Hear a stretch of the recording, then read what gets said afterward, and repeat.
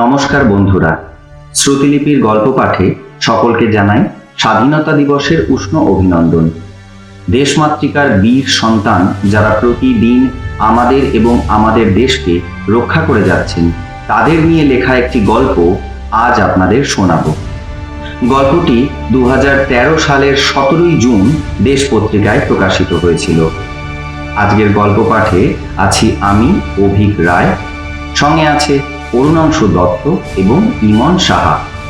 শুরু করছি আজকের গল্প শ্যাপার দল, রচনা প্রশান্ত দাস।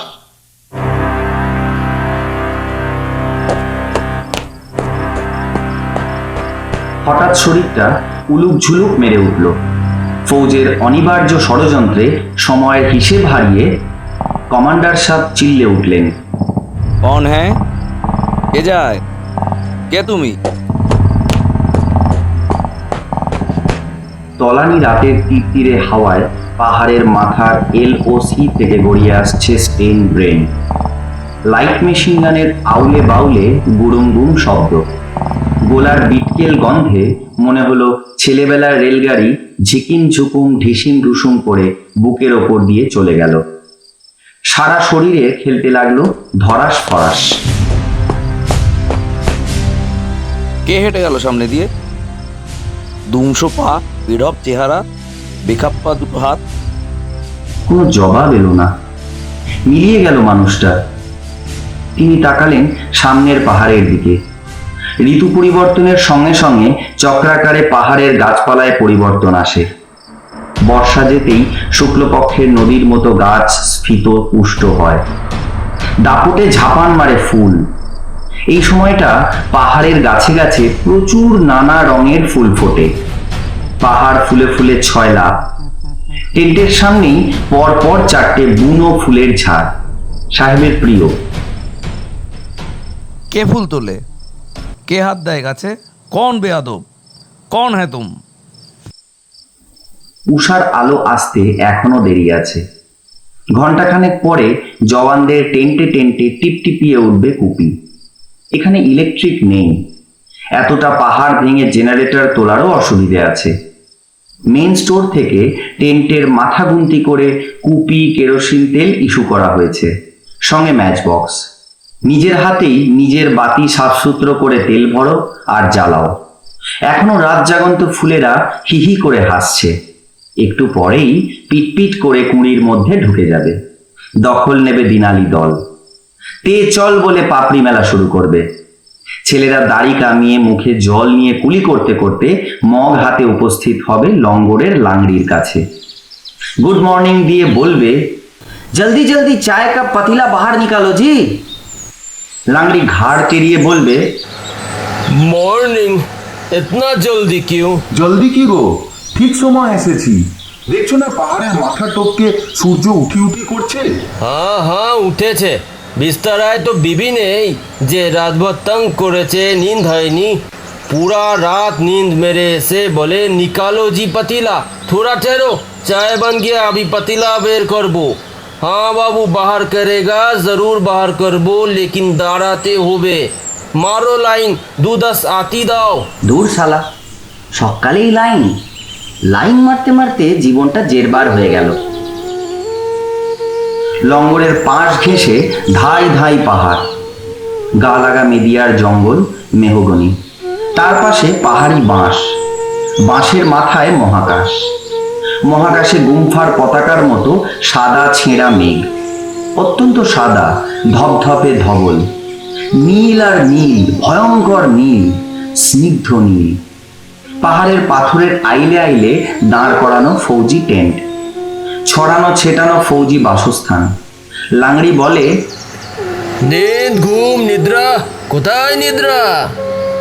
লাংড়ি বললে কি হবে, এখানে রাতের বেলায় ঘুম এসেও আসে না। সজাগিয়া ঘুম। যে কোনো সময় অ্যাটাক হতে পারে, দুশ্মনের বাহিনী ঝাঁপিয়ে পড়তে পারে। যদিও ফ্রন্ট লাইনে গ্রেনেডিয়াররা টহল দিচ্ছে, LOC লাইন অফ কন্ট্রোল সামলানোর দায়িত্ব তাদেরই। টহল ভাঙতে কতক্ষণ? টহলের ফৌজ গোনাগুনতি। অগুন্তি ফৌজ নিয়ে আক্রমণ করলেই হাওয়ায় ফু হয়ে যাবে চোখের পলকে। নির্দেশ আছে, 4 পায়ায় শুয়ে থাকো, সজাগ থাকো, মাথার পাশে রাখো হাতিয়ার, প্রয়োজনে পলকে হাতিয়ার নিয়ে বেরিয়ে আসতে পারবে টেন্ট ছেড়ে, ট্রেঞ্চে নিতে পারবে পজিশন। এমার্জেন্সি সেফটি, টেন্টের সামনে সার খোদাই করা ট্রেঞ্চ থেকে হড়াক মারো, বনবিল্লির মতো সড়াক খেয়ে সেঁধিয়ে যাও ট্রেঞ্চের গাড্ডায়। 1 মাস হলো পাহাড়ের গায়ে বসত বসিয়েছে শ্যাপার দল, শ্যাপার রেজিমেন্ট।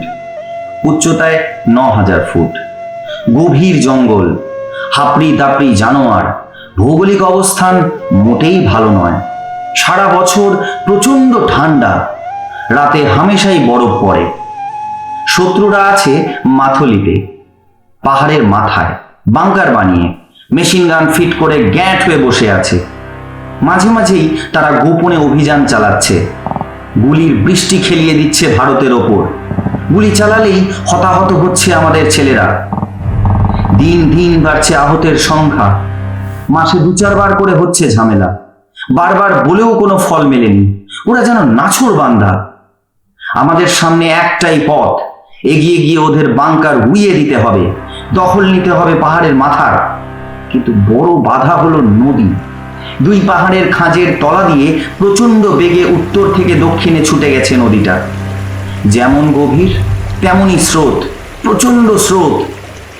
নদী পেরোনোর জন্য ব্রিজ দরকার, কারণ শত্রুর বাংকার উড়িয়ে দিলেই সমস্যা মিটবে না, সেখানে শক্তপোক্ত দখল কায়েম করতে হবে।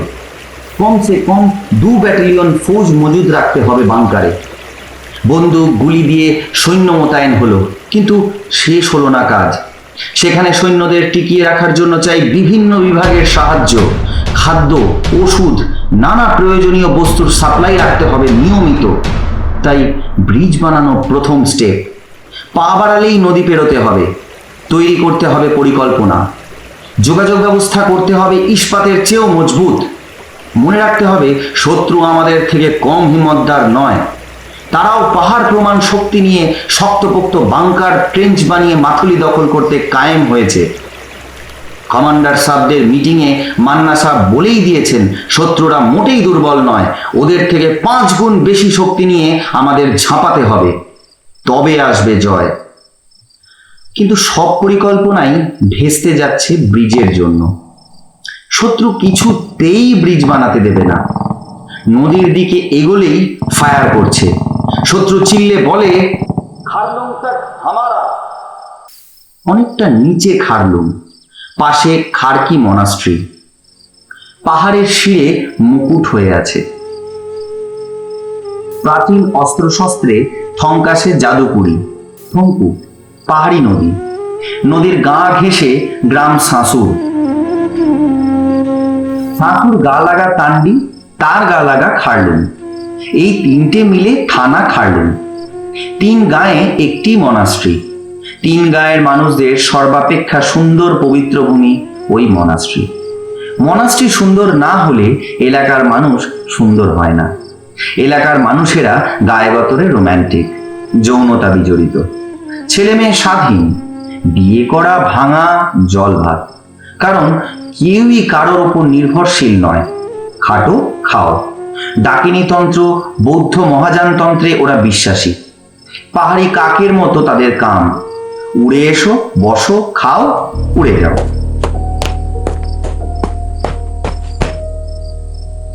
बहुत बेअदब है। के जाए, कौन है तुम? কি এমন করে ভরকায়? সাহেব কি জাদুতন্ত্রে ফাঁসলো? ভূত প্রেত নয় তো? তাকে কি ভূতে ফাঁসালো? পাহাড়ের ডালপালায় ফেঁসেও স্যাপার দল পাহাড় কামড়ে পড়ে আছে। ব্রিজ তারা বানাবেই, যতই ঝড় উঠুক সামাল দিয়ে এগোবে। তাই তিল তিল করে এগোচ্ছে দল। ব্রিজের মালপত্তর প্রায় নিয়ে গেছে নির্দিষ্ট পয়েন্টে।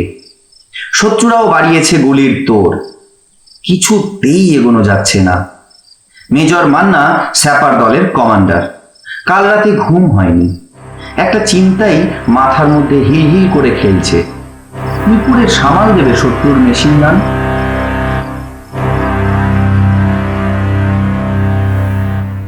দেশের বাড়ি থেকে চিঠি পাঠিয়েছে মিসেস। গতকালই হাতে এসেছে চিঠিটা। চিঠিতেও মেশিন গানের গুলির বন্যা। তার 1 ছেলে 1 মেয়ে। ছেলেটা পড়াশোনায় গবেট, কলেজে পা দিতে না দিতেই নেশা ভাঙ ধরেছে। ভর সন্ধ্যেতে বন্ধুদের সঙ্গে গঞ্জিকায় টান দিচ্ছে বাপের পয়সায়।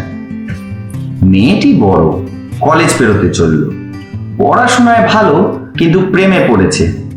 প্রেমিক ছেলেটির স্বভাব চরিত্র একদম ভালো নয়। আগেও দুটি মেয়ের সঙ্গে জড়িয়েছিল। মেয়েটার কি বুদ্ধি শুদ্ধি নেই? চোখের সামনে হাওয়ার দাপট, ছেলে মেয়ের চিন্তায় হাওয়া বয় সনসন, উচাটনে টইটুম্বুর হয়ে ওঠে মনটি। তার কি করার আছে? মিসেস কি সামলাতে পারছে না? ছুটি কাটিয়ে এসেছে 2 মাস আগে, এখন 8-9 মাস বনবাস, তারপর ছুটি পাবে। ক্যাজুয়াল লিভ নিতে পারে 20 দিন, কিন্তু এমন জায়গায় পোস্টিং, যাতায়াতের পথেই খেয়ে যাবে দিন।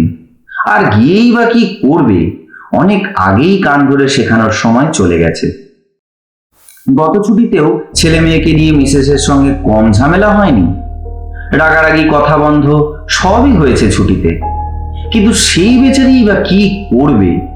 ট্যাঁকে করে রাখবে, না পিছন পিছন গিয়ে গোয়েন্দাগিরি চালাবে? ঘরে আটকে রাখলেও তো ঘর কুনো হবে, পচবে ঘরেতে। সেটা কি ভালো? আবার কলেজে ফাঁকি দিয়ে যদি টই টই করে ঘুরে বেড়ায়, চই চই করে বন্ধুদের সঙ্গে রেস্তোরাঁয় চপ কাটলেটের শ্রাদ্ধ করে, কি করবে মিসেস? সেও যদি ঘরে থাকতো, কিছু করতে পারতো কি? অজস্র চিন্তা তার মাথায় ঘোরে। ভেতরে ভেতরে মন উদ্বিগ্ন হয়, আবার এক ঝটকায় বাড়ির চিন্তা সরায়। মন বলে, গুরুত্ব দিও না, যা হবে হোক। এখানে থেকে তুমি কি করবে? তোমার কি কিছু করার আছে? কমান্ডার সাহেব চিন্তায় থ। আবার ভাবে, হয়তো চিন্তাই মানুষের জীবন দর্শন। চিন্তা ছাড়া কি মানুষের জীবন চলে? কত মানুষ কত রকম চিন্তার ঝাপটে আহত হয়। টাকা, খাবার, বাসস্থান, শরিকি ঝামেলা, কত কি, কোনো গুণাগুন্তি নেই। তুমি মোটা টাকা স্যালারি পাও, তোমার বউটি মনের মতো। মা বাবা আগেই গত হয়েছেন, বোন ভাই সকলে ওয়েল এস্টাবলিশড, তাদের আর্থিক অবস্থা ভালো, আশপাশে কোনো ঝামেলা নেই। কেবল ছেলে মেয়ের চিন্তা। গুরুত্ব দিও না, তুড়ি মেরে ভাগাও। বৌদি,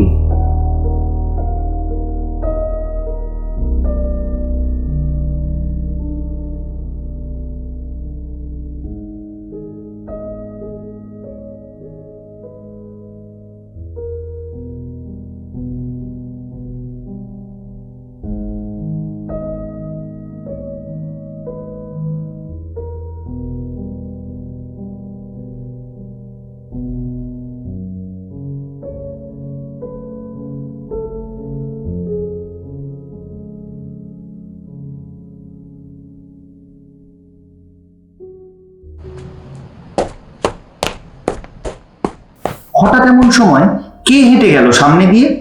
নাইট সেন্ট্রি। সেন্ট্রির চেহারা এমন বেঢপ। সারা রাত টেন্টের সামনে ফ্ল্যাগ গোটানোই ছিল। স্পষ্ট দেখেছে ধুমসো পা, ধুমসো হাত, পায়ে বড় বুট, বুটের গোছায় অ্যাঙ্কলেট। দুসমুস করে এগিয়ে গেল, মাপা স্টেপ, লেফট রাইট, যেন ঝিলিক মারে, ঝড়তি দেখা। পরক্ষণেই হাফিজ। কে হেঁটে যায় তার সামনে দিয়ে? দুপাশে জওয়ানদের টেন্ট, মধ্যিখানটায় অফিসারদের টেন্ট, সামনেটায় পাহাড়ি ঝোপের অগুন্তি কামোফ্লাজ। খানিকটা গিয়ে সিধে খাড়াই উঠে গেছে পাহাড়। জায়গাটি সেফ, দুমদাম করে অ্যাটাক করা যাবে না। পাহাড়ের মাথা টপকে নেমে আসতে সময় লাগবে। পাহাড়ের খাড়াইটাও টহলদার ফৌজিদের কাজ করছে। বড় বড় গাছগুলো যেন প্রকৃতির হাতিয়ার হাতে ফৌজি। প্রতিটি ঝোপে টগর ফুলের মতো অজস্র ছোট ছোট সাদা ফুল। হাজার হাজার লক্ষ লক্ষ প্রস্ফুটিত ফুলের মেলায় যেন সাদা শালক সমুদ্র।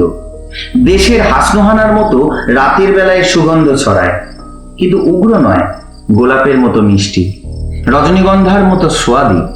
মন ভরে যায়। মাতোয়ারা হয়ে ওঠে জঙ্গলের জন্তুরা। পুরুষ ছুটে যায় মেয়েদের পিছনে। রাতজাগা পাখিরা গাছের মাথায় মাথায় চক্কর মারে। মেজর সাহেব তাকিয়ে থাকেন ফুলের দিকে।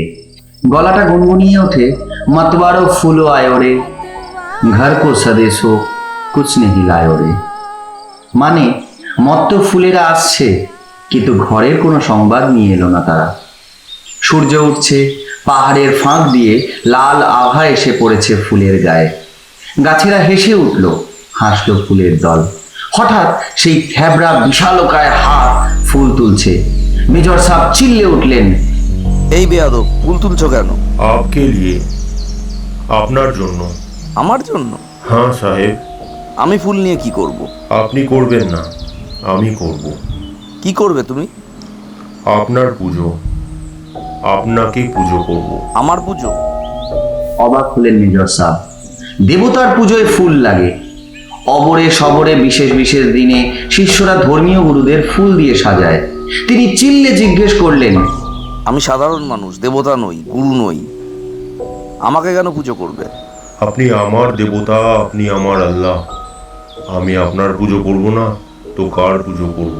না না, আমি কারো আল্লাহ নই, আমি কারো দেবতা নই। আমার মাথায় মিথ্যে টুপি পরিয়ে ফুল তুলো না। তিনি চেয়ার ছেড়ে উঠে দাঁড়ান, গলা ফেরে ডাকেন সেন্ট্রিকে। कौन है सेंट्री? जल्दी এদিকে এসো, বেয়াদবকে পাকড়ে মেরা পাস লে আও। রাতের সেন্ট্রি ছুটে আসে। সেন্ট্রিদের 4 ঘন্টা করে ডিউটি। রাত 4টেই চার্জ নিয়েছে। সকাল 8টায় নতুন সেন্ট্রি এসে তাকে ছাড় দেবে। তরতাজা ছেলেটি ছুটে আসে, মাটিতে পা মেরে স্যালুট দেয়। গুড মর্নিং স্যার, আদেশ দিন। দেখো তো কে ফুল তুলছে। কোথায় স্যার? সামনে দেখ, জলদি সে পাকড় কে লে আনা। সেন্ট্রি ছুটে যায় সামনে। পাশের টেন্ট থেকে অন্য সাহেবরা বেরিয়ে আসে। কি হলো স্যার? কেউ নেই স্যার, কেউ ফুল তুলছে না। কোনো জওয়ান? না স্যার। সবাই মুখ চাওয়াচাওয়ি করে। সাহেব কি স্বপ্ন দেখছিলেন? তিনি মাথা নাড়েন, না, এত বড় ভুল তো হবে না। আজ রাতে ঘুম হয়নি, চারপায়াতেও যায়নি। চেয়ারে বসে বসে রাত কেটে গেছে। কি দেখলো তাহলে? কাকে দেখলো? সুবেদার সাহেব পাশে এসে দাঁড়ায়।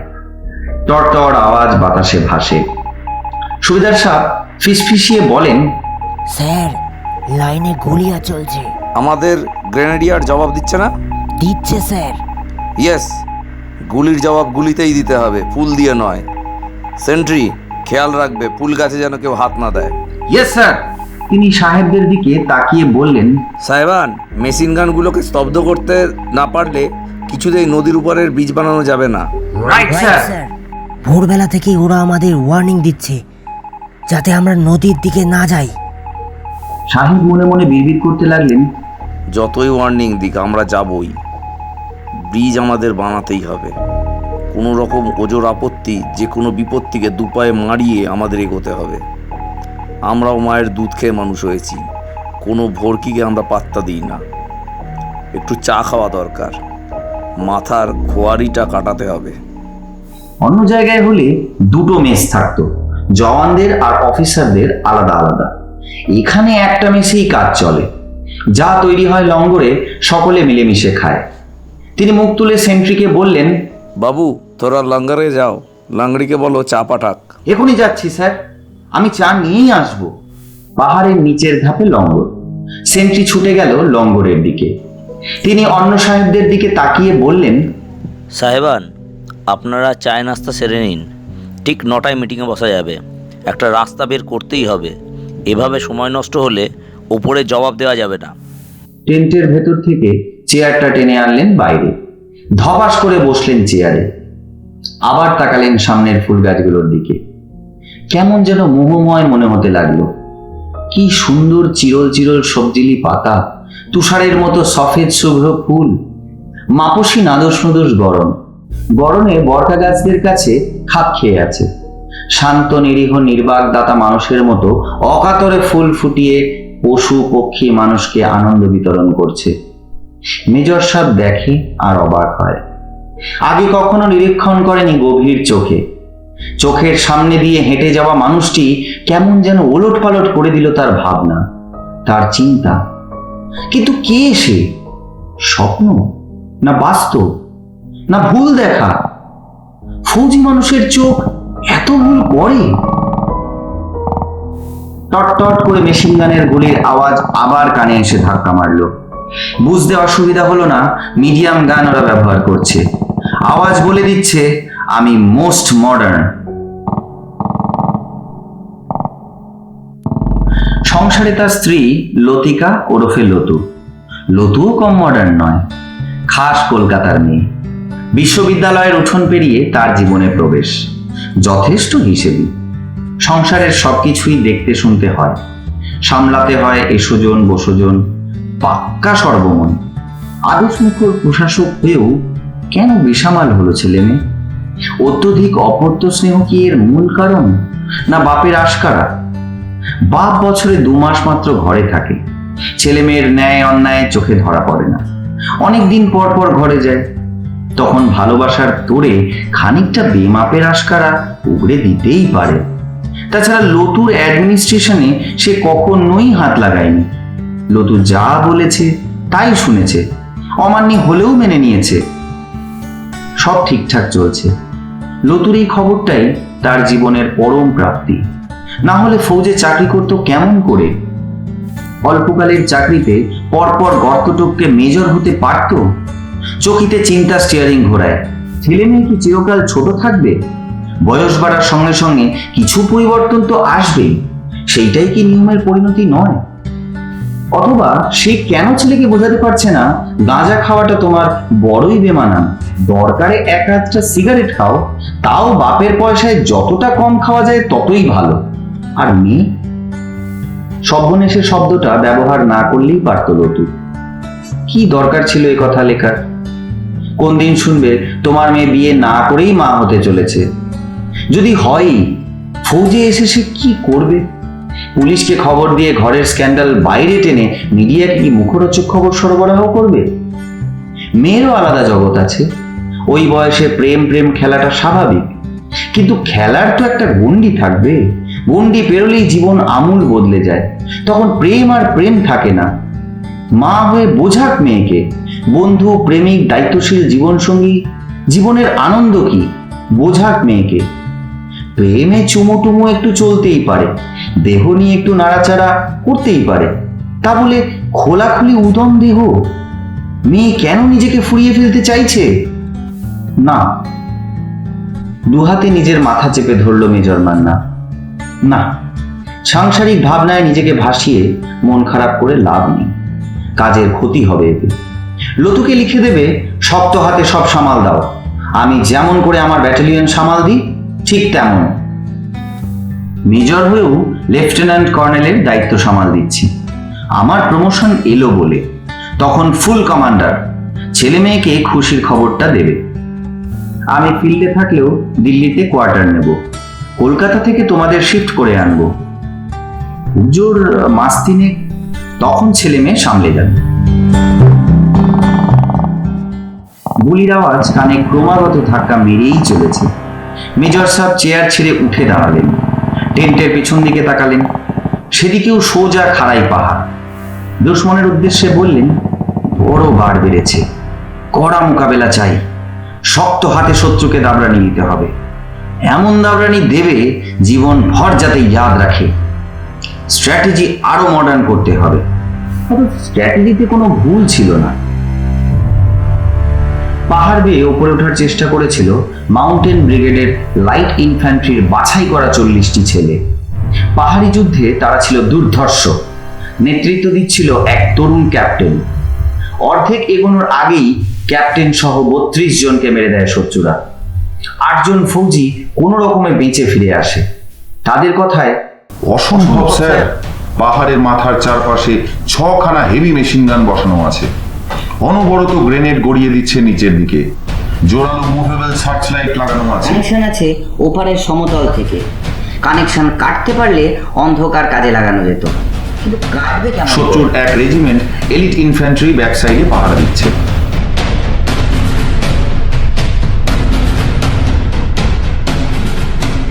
ফৌজিরা বোঝাতে চাইল, অসম্ভব স্যার। তাদের কথা শুনে মনে মনে হাসলেন মান্না সাহেব। ওরা জানে না ফৌজে অসম্ভব বলে কোনো শব্দ নেই। অসম্ভবকে সম্ভব করাই ফৌজের কাজ। যদিও যুদ্ধের থিওরি বলে সহজ পথে আক্রমণে যাও, কিন্তু এক্ষেত্রে আমাদের দুর্গম কঠিন পথটাকেই বেছে নিতে হবে। আকাশপথে আক্রমণের সুযোগ নেই। শত্রুর অবস্থান বিশাল বিশাল পাথর চাইয়ের খাদের আড়ালে। পাহাড়ের ভিতরে বাংকার বানিয়েছে তারা। ছোটখাটো বম্বিং করে বাংকার ভাঙা যাবে না। শালিক মারার জন্য বড় কামান রাখবে কেমন করে? রসদ সাপ্লাই লাইন পিছনে, সেখানে বসে আছে শত্রু বাহিনীর স্পেশাল সার্ভিস গ্রুপ। পাশেই মোতায়েন আছে। গোয়েন্দা রিপোর্ট বলছে শত্রু দেশের উত্তর পার্বত্য অঞ্চলের লোক নিয়ে তৈরি নর্দার্ন লাইট ইনফ্যান্ট্রির দলকে রেখেছে স্ট্যান্ড বাই, সজ্জিত শক্তিশালী অস্ত্রে, হাতে হাতে মোস্ট মডার্ন আর্মস, যে আর্মসের কথা আমাদের ফৌজ ভাবতেই পারে না। অফিসারদের মিটিংয়ে বিস্তারিত ব্যাখ্যা করলেন মেজর মান্না। আবহাওয়া আমাদের বিপক্ষে, ওদের পজিশন অনেক সেফ, জব্বর বাংকার বানিয়েছে ওরা। একজন অফিসার বললেন, আমরা হেলিকপ্টার ব্যবহার করতে পারি না স্যার। করলেন? তারপর এয়ারফোর্সকে বলুন বাংকার বাস্টিং চার্জ করতে। পাহাড়ের মাথার উচ্চতাটা কত জানো? স্যার 10,000 ফিটের মতো। আমাদের কাছে আছে রুশ হেলিকপ্টার MI-24, সমতলে কাজ দেয়। আমি কথা বলেছিলাম, এয়ারফোর্স সাব বলে দিয়েছে পাহাড়ের মাথায় এমন উচ্চতায় এগুলি কাজ করতে পারবে না। স্যার এয়ারফোর্সকে বলুন জেট ফাইটার ব্যবহার করুন। কোন জেট ফাইটার ভাই? MiG-27 বা MiG-23? না স্যার, মিট পারবে না, অত্যধিক দ্রুতগামী। পাহাড়ের মাথায় টার্গেট চিহ্নিত করার আগেই প্লেন মুভ করে যাবে। কিন্তু আমাদের হাতে সুইং জেট আছে। সুইং উইং জেট উঠতে উঠতে যায়, ডানা কাটতে পারে, ছড়াতে পারে। পাহাড়ি যুদ্ধে ওরা একদম অকেজো। মেজর রাঘবন সদ্য এই ইউনিটে জয়েন করেছে। ক্যাপ্টেন থেকে প্রমোশন নিয়েই এসেছে এখানে। পাহাড়ি যুদ্ধে মাস্টার, তরুণ, টকবগে, পজিটিভ চোখ, নেগেটিভ বলে কোনো কথা মানতে চায় না। জোর গলায় বলল, গভীর রাতে ডাইরেক্ট অ্যাটাক, এছাড়া আর কোনো পথ নেই। বহুত ক্যাজুয়ালিটিস হবে। হোক স্যার, আপনি অনুমতি দিন, নেতৃত্ব আমি দেব। আজ রাতের প্রভিশন পাঠান, রেকি দল যাক, যাচাই করে আসুক, সঠিক তথ্য চাই। রাঘবন স্যার, মেনে নিলাম আপনার কথা, কিন্তু অপারেশনের নাম কি দেবেন? রাঘবন স্যার তাকালেন অন্য অফিসারদের দিকে। ক্যা ভাই, আপনারা নাম বলুন। একজন অফিসার বলল, রোজ নামটা সুন্দর। রাইট। আমাদের অভিযান গোলাপের মতো ফুটে উঠুক, সুগন্ধি ছড়াক, সুগন্ধিতে আমাদের দল মেতে উঠুক। আমরা ওই সুগন্ধি বুকে করে জেগে উঠবই, জয়ী হবই স্যার। রাঘবন সাহেব হাত তুললেন, তাকালেন মেজর মান্নার দিকে। স্যার, আপনি অ্যাপ্রুভাল দিন। অপারেশন রোজ অ্যাপ্রুভড। সুন্দর নাম। আজই আমি ব্রিগেড কমান্ডারের কাছ থেকে পারমিশন নিয়ে নিচ্ছি। স্যাপার দলটি মাউন্টেন ব্রিগেডের আন্ডারে। মূল কমান্ডার ব্রিগেডিয়ার সাহেব, তিনি আদেশ দিয়েই বসে আছেন, যে কোনো উপায়ে ব্রিজ বানাও, do it immediately, any how do it, পিছে হাটনা নেই। কনফারেন্স টেন্ট থেকে তিনি ফিরে এলেন নিজের টেন্টে। চেয়ারে এসে বসতেই লঙ্গর থেকে নাস্তা এলো, 4টে পুরি আর সবজি, পটে চা। পুরি মুখে তুলতে যাবেন, সেই ধ্বংস পা, ধ্বংস হাত, পায়ে বড় বুট, বুটের গোছায় অ্যাঙ্কলেট, দুসমুস করে এগিয়ে গেল। মা পাস্টে, লেফট রাইট, যেন ঝিলিক মারে। সব গুড মর্নিং। চমকে উঠলেন সাহেব। কে তুমি? গম্ভীর গলায় বলল, স্যার আপনি এগিয়ে যান। কোথায় এগোবে? অপারেশন রোজে। তুমি কি জানো কত মারাত্মক এই অপারেশন? জানি স্যার, মারাত্মক বলে কি আপনি হারতে চান? নেই, কাভি নেই। উত্তেজনায় তিনি উঠে দাঁড়ালেন। ধ্বংস পা বলল, সাহেব আরামসে নাস্তা করুন, উত্তেজিত হবেন না। কে কে আপনার সঙ্গে থাকবে? মেজর রাঘবন, একজন ক্যাপ্টেন, বাছাই 17 জওয়ান। লিড দেবো আমি, সবার আগে থাকবো। राइट सर, यही तो मेजर मन्ना साहब का माफी बात हुआ। হ্যাঁ, সবার আগে থাকবেন আপনি। আপনার সঙ্গে বাতালি ছিলাম। কাকসাড়ের পর বাতালি ক্যাপচারের সময় আপনি স্যার। ধ্বংস পা পলকের জন্য থামলো। সাহেব এগিয়ে গেলেন দুপা। বলো তুমি কে?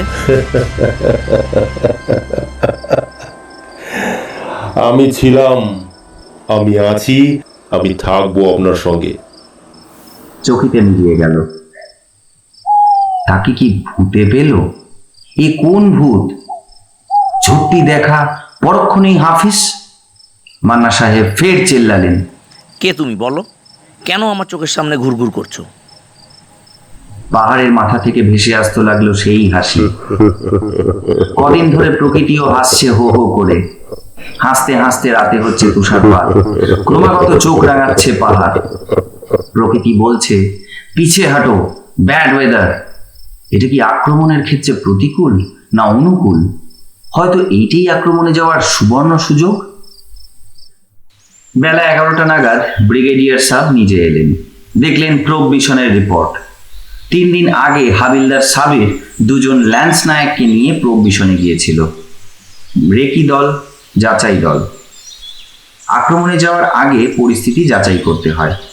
যাচাই ঠিকঠাক হলে জয় সহজে আসে। যাচাই করতে গিয়েছিল শত্রুপক্ষের এলাকার, ঘাঁটির, চোখে দেখা তদন্ত। সাবির সিগন্যাল কোরের হাবিলদার, যেমন দুর্ধর্ষ তেমনি সাহসী, তেমনিই জেদি। পাহাড়ে চড়ার ট্রেনিংও আছে। কমান্ডো স্কুল থেকে ট্রেনিং নিয়ে এসেছে ও। প্যারা ট্রেনিং আছে। ভয়ঙ্কর কাজের না হলে ফৌজে কেউ মাত্র 9 বছরে হাবিলদার হয়। বাড়ি নৈহাটিতে, অবিবাহিত, সামনের ছুটিতে গিয়ে বিয়ে করার কথা। মেয়ে চেনা জানা, কলেজ লাইফের বান্ধবী। সে মুসলমান হলে কি হবে, বান্ধবী হিন্দু, দুবারিতেই মেনে নিয়েছে। মান্না সাহেবকে গল্প শুনিয়েছে সাবির। মেজর মান্নার প্রিয় ছেলে, ট্রেড ওয়্যারলেস অপারেটর। ওয়্যারলেস ছিল তার পিঠে। রাতের বেলায় সার্চ লাইট সবসময় জ্বলে না, অত্যধিক পাওয়ারফুল আলো। 8 ঘন্টা রেস্ট দিতে হয়, না হলে ফিলামেন্ট গলে যাবে, অকেজো হয়ে যাবে লাইট। সাবিরের দল রেস্টের ফাঁকে ফাঁকে উঠতে গিয়েছিল ওপরে। সব তথ্য জোগাড় করে নিচে পাঠিয়ে দেয় এক ল্যান্স নায়ককে। ওদিককার খবর আনে অন্য ল্যান্স। 2 নম্বর ল্যান্সকে সঙ্গে নিয়ে নিচে নামার সময় শত্রুরা দেখে ফেলে। ক্রাশ ফায়ার চালায় সাবিরের ওপর।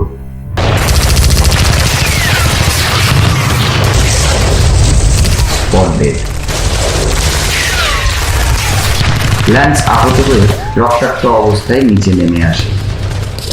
সে এসে খবর দেয়। ঘণ্টাখানেকের মধ্যে 2 নম্বর ল্যান্সও মারা যায়। মান্না সাহেব বলেই দেয় ব্রিগেডিয়ার সাহেবকে, নেতৃত্ব সে নিজে দেবে। অনুমতি পেতে অসুবিধা হয়নি।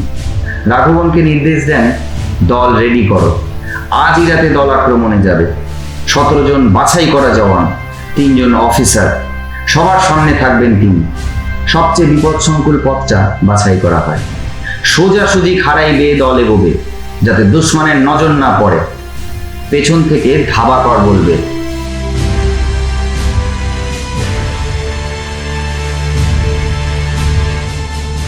আগে স্যাপার দল ব্রিজ বানাতো রাস্তা, রাস্তায় মাইন বিছোতো। মাইন পাতা থাকলে অকেজো করে রাস্তা খুলে দিত ফৌজিদের চলাচলের জন্য। এখন কাজের পরিধি অনেক বেড়েছে। প্রয়োজনে কমিউনিকেশনের জাল বিছোয়, আক্রমণে যায়, প্রোব মিশন চালায়। কোনো কাজে পিছিয়ে থাকে না। যুদ্ধের গতি বাড়াতে নানা কাজে ছুটে যায় স্যাপার দল। সেই ধ্বংসপা আবার সামনে আসে, জিজ্ঞেস করে, আজই রাতে? বিরক্ত হন তিনি। মাথায় রাগ জমে, মনে তীব্র জিজ্ঞাসা ফোটে, খবর পেল কি করে? জাসুস নয় তো? রাগে গড়গড় করে ওঠে মাথা।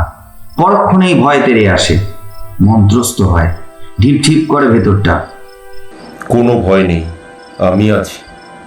জয় হাসিল করতে হবে, না হলে স্যাপার দলের বদনাম হবে। আমি কি এখানে হাঁটতে এসেছি?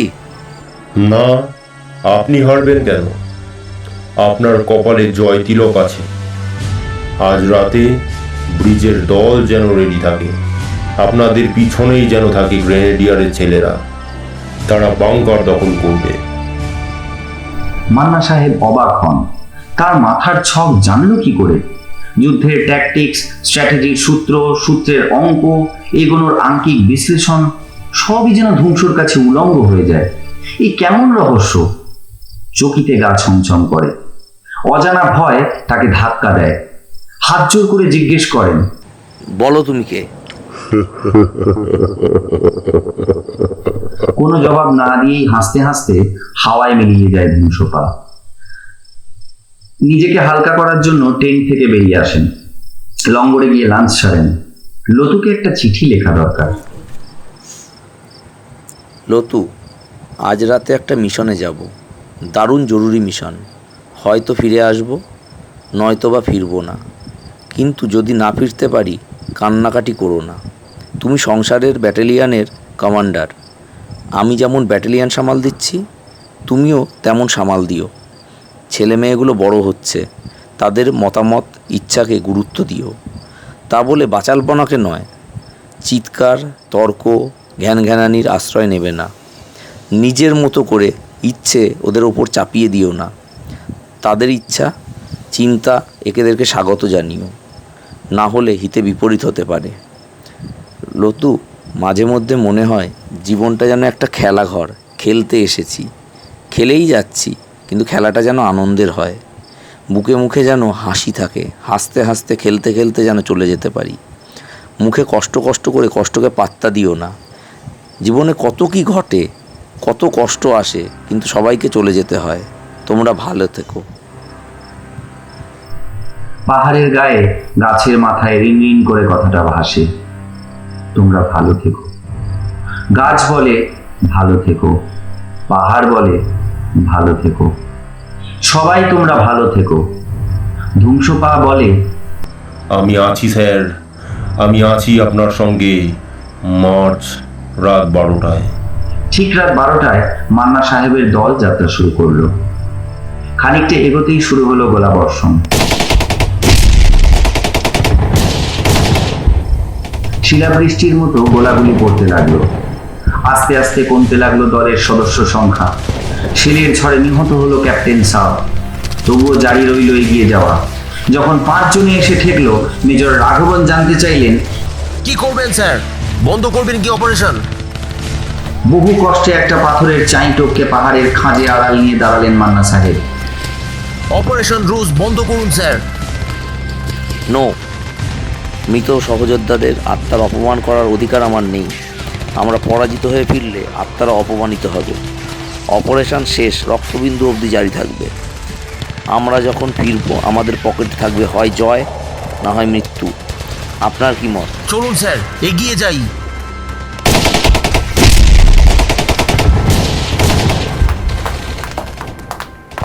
20 জন দাঁড়িয়েছে 5 জনে। 5 জনের দল এগোতে লাগলো। সামনে মেজর মান্না। তিনি নিজেই এগোতে এগোতে অবাক হলেন, শত্রুর কোনো গুলি তাকে স্পর্শ করতে পারছে না। কানে ভেসে এলো, আমি তো আছি। তিনি চমকে উঠলেন, কিন্তু এগোনো থামালেন না। শেলিং এর টুকরো টাকরা কখন যে গায়ে মাথায় লেগেছে, রক্তে ভিজে গেছে ইউনিফর্ম, খেয়াল নেই। গুলির তোর আরো বাড়লো। রাত তখন 3:30। 8 ঘন্টা খাড়াই ভাঙতে পারলেই বাংকার। তখন দলের 19 জন শেষ। একা মেজর মান্না, তিনিও আহত, কিন্তু পরাজিত হয়ে ফিরবেন না। একাকি 2 হাতে পাথর ধরে ঝুল মেরে ওপরে উঠতে থাকেন। একটা পাথরের ওপর দাঁড়ান। একটু আড়ালে জিরেন খান। কানে ধাক্কা মারে কথাটা, থামুন, বহুত এগিয়েছেন, আর নয় সাহেব। সেই ধুমসোপা চমকে উঠলেন, কিন্তু থমকালেন না। কমান্ডারি গলায় জিজ্ঞেস করলেন, তোমার এত বড় হিম্মত, তুমি আমাকে থামতে বলছো? হ্যাঁ সাহেব, বলুন আপনি কি চান? আমি বাংকার ধ্বংস করতে চাই। যদি মৃত্যু আসে? আসুক, যান যাক, জয়ী হতে চাই। জয় আপনার পকেটে। কে তুমি?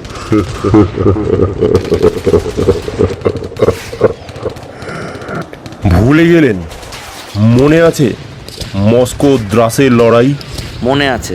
দ্রাস থেকে দুশ্মনকে হটিয়ে আমরা মস্কো ভ্যালির দিকে এগোচ্ছিলাম। আপনি সামনে, আপনার পাশে আমি। হঠাৎ আমাদের দলের ওপর শেলিং শুরু হলো। আমি এগিয়ে যাচ্ছিলাম, আপনি আমার কলার ধরে মাটিতে ফেলে নিজের শরীর দিয়ে আড়াল করেছিলেন। চারপাশে শেলিং পড়তে লাগলো, এগুলোই অবধারিত মৃত্যু। আপনি আমাকে রক্ষা করলেন। সেদিন আমি প্রতিজ্ঞা করেছিলাম একদিন ঋণ শোধ করব। হাবিলদার সাবির? Yes sir. তুমি তো মৃত। স্যার, ফৌজি মরে, কিন্তু ফৌজির প্রতিজ্ঞা মরে না।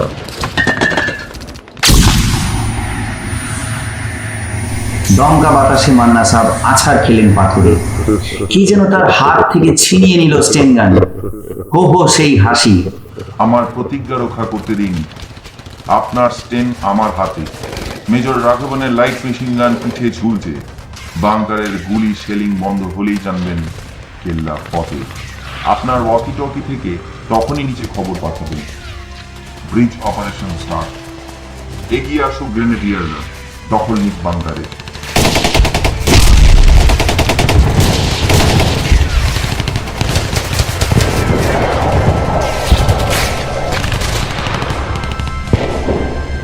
কয়েক মিনিটের মধ্যে বন্ধ হয়ে গেল গোলাগুলি। বহু কষ্টে নিচে খবর পাঠালেন। গলার স্বর স্তব্ধ, চোখ বন্ধ হয়ে আসছে। তার হাত থেকে খসে পড়ল ওয়াকি টকি। চোখের তারায় তীর করে ভাসতে লাগলো লতুর মুখ। বিশাল আকাশে তারারা জ্বলতে লাগলো তপ তপ করে। ধ্বংস পা বরফের ওপর নৃত্য করতে লাগলো।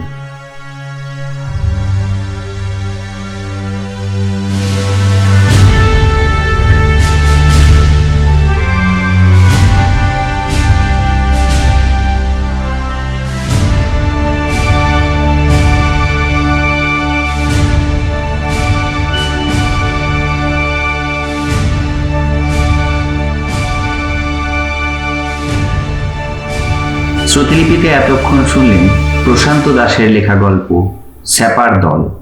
গল্প পাঠে ছিলাম আমি অভিক রায় এবং সঙ্গে অরুণাংশু দত্ত এবং ইমন সাহা। সবাইকে ধন্যবাদ জানিয়ে শেষ করলাম আজকের গল্প পাঠের আসর।